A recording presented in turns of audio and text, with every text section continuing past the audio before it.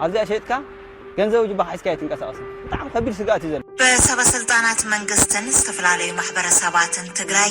ኣብ ክልል ትግራይ ብፍላይ ዞባ ሰሜን ምዕራብ ይካይድ ብዛዕባ ዘሎ ዕደና ወርቂ ምጥቃም ሓደገኛታት ኬሚካላትን ደቂንዎ ዘሎ ስጋት ጸጥታን 300 ቢልዮን ብሮፍያ 12 ቢልዮን ትለመን ዘላ ትግራይ أبز حلفوت شعات وارح طرح تግራይ بزحز زلو ناي فيدرال منግስት بجت نعيشران حموشن عمتات ككايدا زخل ገንዘብ ካብ ዕደና ወርቂ ንመንግስት فيدرال ركبا إذا على 1 مليون تمزابال حزبا قراس بان زيرخبላ خلل إذا على 3.5 مليون تصباي رديت دخاز حزت تግራይ ካብ ሓፈሻው ሰደድ ማዕድን ኢትዮጵያ እትላዕለ ፍርቅ ሃፍቲ ናብ ዕዳጋ ዓለም በታ ጆኖሳይድ ፈጽመተላ ሃገር ቢላ ድማ ተቀረበ አው ምስናይ ዕደናታት ዝልዓል ዘሎ በዘው ጨካነይ ስኽሙዋል ነዙዝ ንጸከሚካል ህዝብና ጠፈ ዓድና ዓነወት ናብ ሰሃራና ተቀየረት ብዛህ ህይወት ናብ ዘይነብረሉ እና ተቀየረ ዘመን ምዕራብ ስኽ ይድ ዝሪ አካል ጨካኒ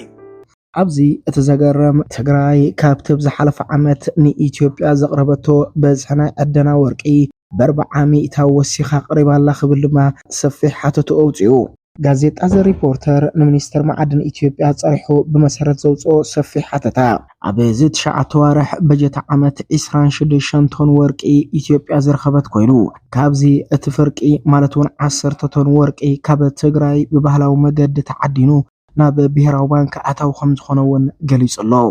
ብገንዘብ እንትትመን ኣስታት 2 ቢልዮን ዶላር ሸርፍ ወጻኢ ውሽጢ ዓዲ ከም ዝኣተወ ትጸብጻብ ዝሓበረ ኮይኑ ጋዜጣ ዘ ሪፖርተር ሚኒስተር ማዕድንን ጸዓትን ኢትዮጵያ ጸርሑ ኣብቲ ዘውጽኦ ሰፊሕ ሓተታ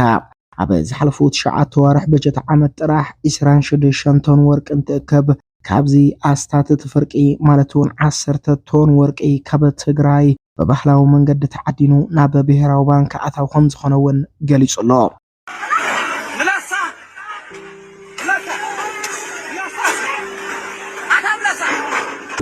زي ملكت أكلك بخلت سلسة يزوافر سوافت اللو ያው ሕጋውያን ዘይኮኑ ውዳዋታት ብውዳ መልክዑን ተሰማርዮም ዝሰርሑ ኣለው ኣብ ባንኪ ክሳብ ሕጂ ዝዝባሃል ቁጽር ዝኣተወ የለ ናይ ቁጽር ስራሕቲ ድኹም እዩ ዝዝባሃል ስራሕ ጠንኪርና ሰርሕና ማለይካ بገንዘብ እንትስላሕ ኣስታት 2 ቢልዮን ዶላር ሸርፍ ወጻኢ ኣሜሪካ ናብ ውሽጢ ዓዲ ዝኣተወ ኮይኑ እቲ ጸብጻብ ከም ዝሓበሮ እንትኾን ድማ ካብዚኣቶም ብስሩዕ ፍቃድ ወርቂ ዕደና ትካላት ካብ ዝመጸ ወርቂ ብላዕሊ ببهلاو عدن تسترخب متن ورق مزيادوهم اتوم تكالات غليصوم زلو ازي دما دحننتن تكنيكاو صقمن اب تبوتا مهلاو كم حدا مرغاغص تغيرون كوسدي كال ببركه هاجر كاب حلف عمت جميرو تግራይ ببركه هاجر اب زحلف عمت 4.2 ቶን ወርቂ ናብ ብሄራዊ ባንክ ዘቀምዘእቶት ጸብጻብ ዘ ሪፖርተር ዝሓበረ ኮይኑ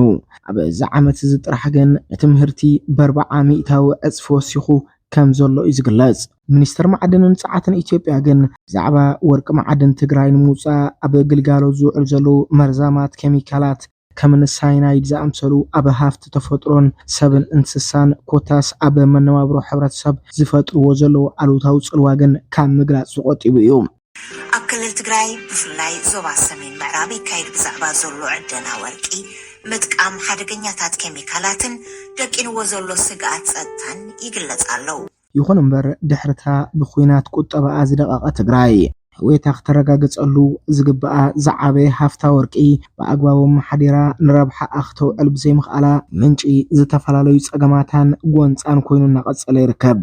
ወርቂ ትግራይ ብዘይ ሕጋዊ መንገዲ ብመርበብ ኮንትሮባንድ ኣብ ወጻኢ ሃገራት ከም ዝሽየጥ መረዳእታ ከም ዘለዎ ዝሓበረ ነዚ ሪፖርት ዘውፀ ጋዜጣ ዘ ሪፖርተር ብወገኑ መራሕቲ ጊዜያዊ ምሕዳር ትግራይ ዘይ ሕጋዊ ዕደናን መሸጣ ማዕድናትን ምቁጽጻር ዝኸድዎ ሕጋዊ መስራሕ ዕውት ከም ዘይኮነ እዩ ገሊጹ ሓሊፉ ስለዝኾነ እውን ህዝቢ ተኸባቢ ብዘላቅነት እናተጎድአን ውሑዳት ዝኸብሩሉ ሃፍቲ ማዕድን ትግራይ ኣብ ልዕሊ ህዝቢ ተፈጥሮን ሰብ ንብረትን ቀሊል ዘይበሃል ሓስያታት እናውረደ ይቅጽል ምህላውን ይገልጽ ከም ጸብጻብ ሚኒስተር ማዕድን ኢትዮጵያ ኣስታት ፍርቂ ናይትና ብሄራዊ ባንክ ዝኣተወ መጠን ወርቂ ካብ ትግራይ ዝኸደ ኮይኑ ሰፊሕ መሬት ዝሓዘ ክልል ኦሮሚያ 4.5 ቶን ወርቂ ጥራሕ ኣብ ከምን ሻኪሶ ዝኣምሰሉ ቦታታት ሰፊሕ ሃፍቲ ወርቂ ኣለዎ ዝበሃል ክልል ጋምቤላ 4 ቶን ጥራሕ ብድምሩ 9 ክልላት ድማ 2 ቶን ክቅርባ ምኽኣለን ይዝገልጽ ትግራይ ንብሕታ ግን ከም ተብላዕለ ዝተገለጸ 10 ቶን ዝኣክል መጠን ወርቂ ናብ ብሔራዊ ባንክ ኣረኪባ እያ እንተኾነ እታ ክንድዘ ዝኣክል መጠን ወርቂ ዘቕረበት ክልል ትግራይ ኣብ ርእስቲ ተጸባይ ረድኤት ህዝባ ካብ መንግስት ፌደራል ክትረኽቦ ዝግብኣ ሕሉፍ ውዝፍ መሃያ ሰራሕተኛታት መንግስትን ካልኦት ንዳግመ ሕወታ ክረብሕ ዝኽእል በጀትን ክወሃባ ይከኣለን ኣብዚ ኣሸጥካ ገንዘብ ጅባ ሓይስካ ይትንቀሳቀስ በጣም ከቢድ ስጋት እዩ ዘሎ ኣብዚ ሓደ ዝገርም ጸብጻብን ሪፖርትን ንርአ ትግራይ ኣብቲ መንግስት ፌደራል 300 ቢልዮን ብር ዘወፈየትሉ ኣርሕ ኣብ ዛኽልል ጥራሕ ኣብ ዞባ ሰሜን ምዕራብ ትግራይ ካብ ዝርከቡ ኣብ ከተማ ሽረ ዘጽለሉ ተመዛበልቲ ቁራስ ባንስኢኖም ተላሓስ እንጀራ ሓሪምዎም ጽሩይ ስተማይ ጸሚእዎም ኣብ ኬንዳንዳስን ብጥሜት ጥራሕ 550 ዜጋታት ከም ዝሞቱ እዩ ዝገልጽ ነዙዝ ንጸከም ይካል ህዝብን ናጠፈ ዓድን ናዓነወት ናብ ሰሃራ እናተቀየረት ብዛ ህይወት ናብ ዘይነብረሉ እናተቀየረ ዘመን ምዕራብ ስኽ ኢሉ ዝርኢ ኣካል ጨካኒ ልዕሊቶም ጨካናት ኢለ ስለ ዝሓስብ ኣብዚ ዙርያ እውን ከም ፓርቲ ተናቢብና ምስ ክቃለስ ዓዲ ከድሕን ዝኽእል ሰብ ውዳበ ማሕበራት ፓርቲታት ብቀረባ ከም ዝሰርሕ ከም ዝተደለየ ይቕኒል ከም ተብላዕሊ ዝተገለጸ ትግራይ 10 ቶን ዝኣክል መጠን ወርቂ እናቕረበት ክንድቲ ዘቕረበቶ ስሞ ይትረፍ ዝግብኣ መሰል እውን ክትረክብ ኣይከኣለትን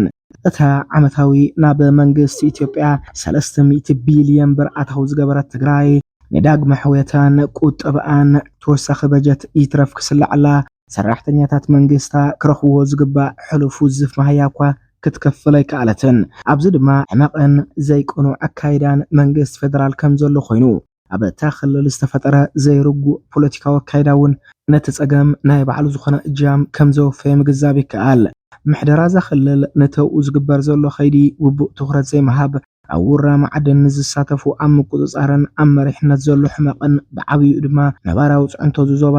ኣብ ምጉሕጓሕ ወርቂ ዘኽልል ናይ ባዕሉ ዝኾነ ኣወንታዊ ጽልዋ እናተጻወተ ይርከብ ኣብ ገጽ መሬትን ከርሰ መሬትን ትግራይ ዝርከብ ገናውን ብቐጻልነት ብመጽናዕቲ ዝፍለጥ ዘሎ ማዕድናት ትግራይ ግቡእ ቆላሕታን ድሕር ዳኣ ዘይተረኺቡሉ ግን ልክዕ ከም ኮንጎ ናይጀርያን ዜጋታት እታ ሃገር ብድኽነት ንታሕቲ ዝድቆስሉ ውሑዳት ንላዕሊ ዝወፅሉ ብዓብዩ ድማ ቅልጽምታ ወራሪትን ጆኖሳይድ ፈጻሚትን ትግራይ ዝኾነት ኢትዮጵያ ወታደራዊ ሓይላት ተደልድለሉ ካብ ምዃን ዝዘለለ ኣብ ህዝባ እዚ እዩ ዝበሃል ኣወንታዊ ጽልዋ ክሕድር ከም ዘይኽእል ካብ ብኣጋ ምግማት ይከኣል እምበኣርከስ ፍትዋት ተኸታተልቲ ምድላዋት ታርጌት ሚድያ ንሎሚ 300 ቢልዮን ብር ወፍያ 12 ቢልዮን ብር ዝብጀተላ ትግራይ ብዝብል ርእስቲ ኣብ ዙርያ ምውራ ማዕድን ብፍላይ ድማ ኣብ ሃፍቲ ወርቂ ዘሎ ጉሕለትን